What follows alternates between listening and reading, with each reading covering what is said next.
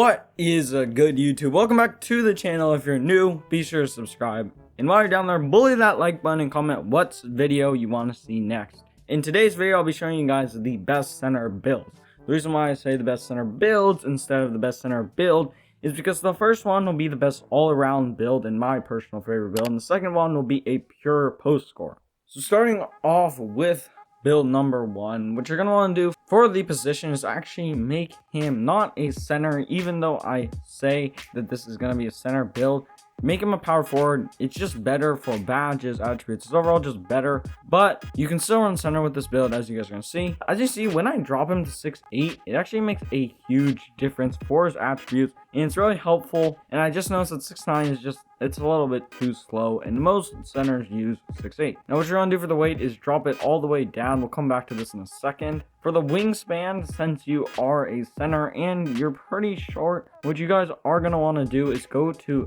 7'6". And I know people don't like losing their three-pointer, but that's really the only thing you lose, and the difference really is not that much. For the weight, I said we would come back to this. As you can see, from 210, which is the minimum, up 1 to 211, there is no difference. When you keep on moving it up, you don't lose attributes until you get to 216, which is why 215 is the best. Because up until that point, you only gain attributes, you don't lose attributes. And just having a wider body is much better for being a center. Start with the very obvious things. Standing dunk needs to be max. Driving dunk, max.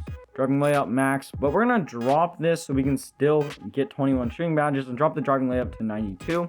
For the shooting badges, I wanted to still be able to shoot, and the shooting badges are pretty important. So I'm going to get 19 shooting badges by moving my free throw down to an 84. For playmaking, I've seen a lot of people go with a ton of playmaking, but we'll come back to this. Let's just speed with ball and ball handling at max. For the defensive and rebounding badges, let's max the obvious things out right away. Personally, I love having steal. I know people that don't like it because they get less badges, but as a center, it's really important to be in lanes so you can guard that pick and roll really well. You're also gonna want to upgrade perimeter defense, but as you guys can see, upgrading it to max doesn't really give you that much of a badge, and you can save a lot of attribute points and a lot of overall moving it down to a 55. Go ahead, max speed, acceleration, max stamina as well. For me, I don't think you really need strength. It doesn't make that much of a difference, and if you put on box on literally bronze, then you're gonna be fine. But I recommend going up to a 62, get gold brick wall, which is actually super important.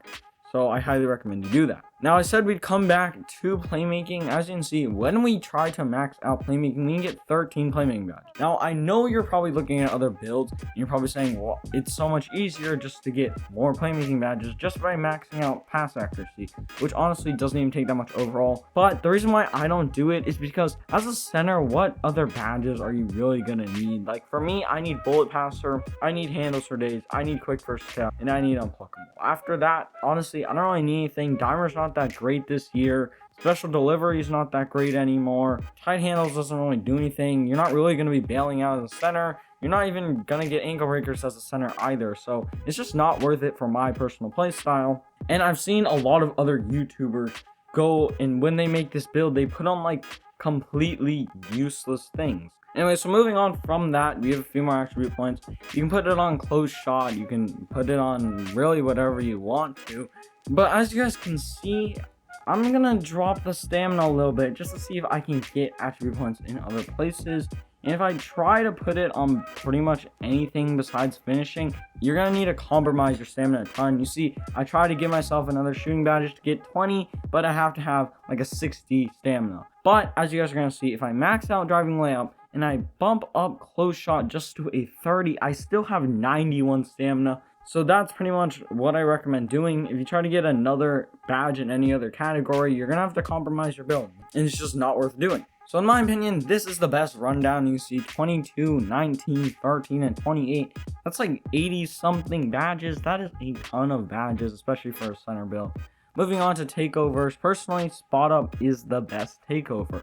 For someone that does like to pick and pop it's pretty important that you spot up takeover on. And after this, you can pretty much put it on whatever you want. Gonna have to go with something other than shooting, so either finishing moves or see the future. Let's just go over see the future for this video. As you can see, slashing shot creator, pretty unique name, not at all what I thought it was going to be. Shades of Chris Webber, Zion Williamson, and Michael Porter Jr. So now moving on to the badges. So starting off with the finishing badges, Posterizer, obviously gonna need that. And then Slithery, gonna need that, obviously. Gonna need Fearless, obviously. Gonna need Heat Seeker, obviously. Gonna need Rise Up, obviously. And after, you can put it on whatever you want. Lob City, Highlight Reel, put back Boss. Personally, I don't need any post badges like Back Down Punisher because I'm really not going to be posting up on this build. Moving on to the shooting badges, 19 of these. That's actually a ton if you haven't realized. So deep threes, obviously gonna need that. Hot Zone Hunter, Hot Shot. And then after, you can kind of go wherever. Since I am a pick and pop player, I'm definitely gonna need catch and shoot. And then with these last 6, you can kind of go anywhere. As I said, you really, after you have these 4, you can go anywhere you want.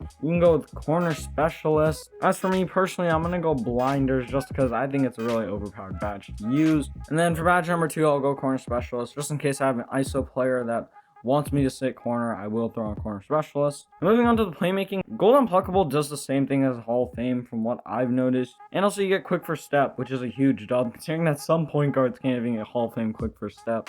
And then you want to go also bullet passer. You can go bail out if you want to, but personally as a center, I don't bail out that much. So for me, I would think bullet passer, handles for days, quick first step, and unpluckable is perfect. Moving on to the defensive badges, you have 28 of these. This is one of the strong suits of this build. Brick Wall, Intimidator, Rim Protector, Interceptor, Rebound Chaser, Heart Crusher, if you want to put that on. Pogo Stick even is a great badge. Like, for defensive badges as a center, you can never get enough of these. Anyways, y'all, that's it for build number 1. Moving on to the pure post scorer build. Okay, so moving on to the pure post scorer, you're going to want to go power forward again. I understand that center is like better, but since you are going to be a post scorer, as you can see, I've experimented with this before, you're going to want to go max height and max wingspan so that you can be as cheesy as possible, but with still a ton of badges. I've seen people go 7'9". It's really up to you what you guys are going to want to do. Personally, I think having the most wingspan is really important. And you're going to want to go default weight as well, because you really don't need more strength. You're still going to be able to back down everyone because nobody has strength or interior defense on this game. So basically, let's get the obvious things out of the way. Standing dunk, post control, and close shot. You don't really need driving layup or driving dunk because you're a post scorer. When are you going to ever be driving to the rack? I'm going to bump up driving dunk actually to 34 so I can get 24 slashing badges. Moving on to shooting, let's go max mid-range and 68 three-pointer. You can still hit this three-pointer pretty consistently, and the big thing for me is that I get 4 shooting badges so I can get fade ace on Hall of Fame, and you know those fades are extremely overpowered. Moving on to the playmaking, let's go max ball handle, max speed of the ball, and let's bump up this pass accuracy so I can get 3 playmaking badges. Now I know you're questioning why I even need playmaking on this build.